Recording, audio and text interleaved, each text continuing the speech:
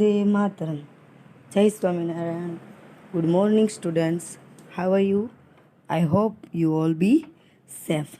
Students, today we have learned our half unit 5. What's the evidence? Students, previous lecture में हमने activity 7 तक unit 5 what's the evidence की activity 7 तक complete किया था. आज हम एक्टिविटी 8 से स्टार्ट करेंगे. तो एक्टिविटी 8, 9 और 10 मैंने आपकी वर्कबुक में भी कंप्लीट कर दी है. मैं आपके इस वीडियो लेक्चर के बाद नीचे मैं आपको इसकी पीडीएफ सेंड करूंगी, तो आप अपनी वर्कबुक कंप्लीट कर लीजिएगा.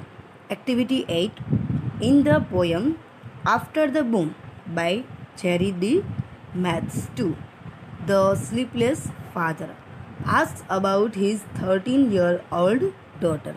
जो आफ्टर बूम जो पोएम थी, जो चेरी डी मैथ्स द्वारा लिखी गई थी, स्लीपलेस फादर, जो अपनी बेटी को, जो 13 ईयर की अपनी बेटी थी, उससे पूछ रहे थे. What keeps her mind occupied as she sleep under the cover to fall where, to what dreams does she really have a notion of a far future over half her remembered life away.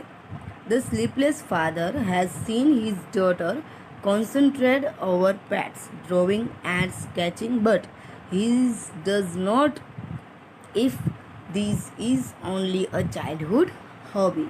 ये सिर्फ बचपन की उनकी आदत के बारे में कहा है.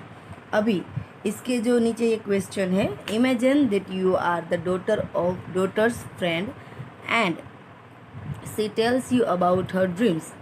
आपको सिर्फ ऐसा इमेजिन करना है. तो आप इसका आंसर क्या लिखेंगे, वो आंसर मैंने आपको वर्कबुक की पीडीएफ उसमें एक्टिविटी 8 में कंप्लीट करवा दिया है. Her future plans, dreams and her passion and hobbies.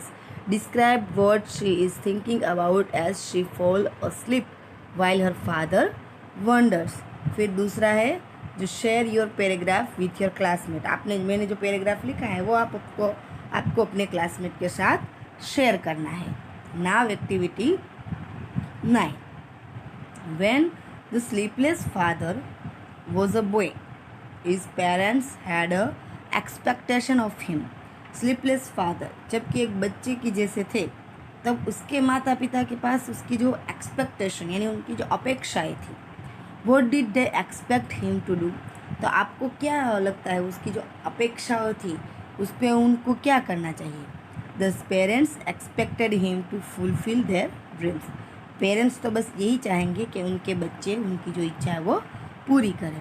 Second, what did the sleepless father dream of doing as a boy. जब स्लीपलेस फादर जब एक बच्चे की तरह थे, तब उन्होंने अपने सपने में क्या किया. The sleepless father dreams to ride the rocket higher, breaks the barrier and the warrior. ये सेकंड का आंसर है. Third, the sleepless father wonders what his daughter will do, but he does not say what he expects. Why do you think he does not do this. He said so because he don't want to put pressure on her and want her to enjoy her life. वो नहीं चाहते उनकी बेटी के ऊपर कोई pressure पड़े और वो अपनी लाइफ अच्छे से जी सके. ये है इसका आंसर. Now activity 10. एक्टिविटी 10 में स्टूडेंट्स पहले हमें क्या करना है, ये जो यहाँ पे जो आपको एक पूरा टेबल दिख रहा है उसको फिलअप करना है. Share your interpretation of after the boom by Cherry D Maths 2 with your group. Listen to the interpretation of the at least 2 other classmates. Fill out the table based on what you hear from your classmate. आपने अपने classmate के पास से क्या सुना है वो आपको यहाँ पे लिखना है. स्टूडेंट्स, मैं आपको एक फिलअप कर दूंगी, लेकिन आपकी वर्कबुक में तो मैंने पूरा फिलअप कर दिया है. आपको सिर्फ एज एग्जाम्पल एक आपको मैं फिलअप करके समझा देती हूँ. जैसे फर्स्ट रो है, वह राइटर्स नेम क्लासमेट, यानी कि आपको किसका नाम लिखना है, कोई क्लासमेट का. मैं यहाँ पे जैसे कि जानवी, मैं यहाँ पे मानव का नाम लिखती हूँ। फिर does the writer reference the poem, क्या राइटर है जो मानव उसने पोएम का रेफरेंस किया है? Yes. What is the writer's main idea, यानी कि इंटरप्रिटेशन में मेन आइडिया क्या है? The father hearing death worries for his daughter's career, ये यहाँ पे लिख सकते हैं। फिर what evidence does the writer give for the main idea, तो यहाँ पे मेन आइडिया क्या है? Sleepless father. What is the source of the evidence, ये एविडेंस क्या मिलता है? तो इसमें एविडेंस मिलता है पोएम, पोएम में से हमें एविडेंस मिला, इसीलिए।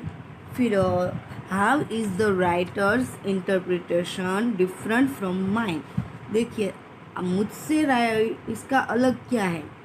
तो writer has focused only a part of the poem, क्योंकि राइटर ने तो सिर्फ और सिर्फ पोएम के पार्ट में ही फोकस किया है, दूसरी बातों पे ध्यान नहीं दिया है। इस तरह से जो कोई सबका नज़रिया अलग अलग होगा, तो मैंने जो वर्कबुक की PDF सेंड की है उसमें थोड़ा बहुत सभी स्टूडेंट का नेम लिखा है, सभी के अलग अलग हैं नज़रिए और अलग अलग सबके views, source, main idea, reference सब अलग अलग है। ओके स्टूडेंट्स, अभी हमारा ये टॉपिक है व्हाट्स द एविडेंस, यहाँ पे कंप्लीट होता है। इसके नीचे मैं इसकी PDF सेंड कर दूंगी, जो PDF आपको अपनी वर्कबुक में कंप्लीट करना है। स्टूडेंट्स, हमें पूरा कोर्स है कंप्लीट करना है, तो आप भी कोर्स कंप्लीट करने में मेरे साथ कोऑपरेट कीजिए और हमें कोई भी लेसन बाकी नहीं रखना है। Okay, thank you. जय Swaminarayan. Stay home, stay safe and be safe. Bye.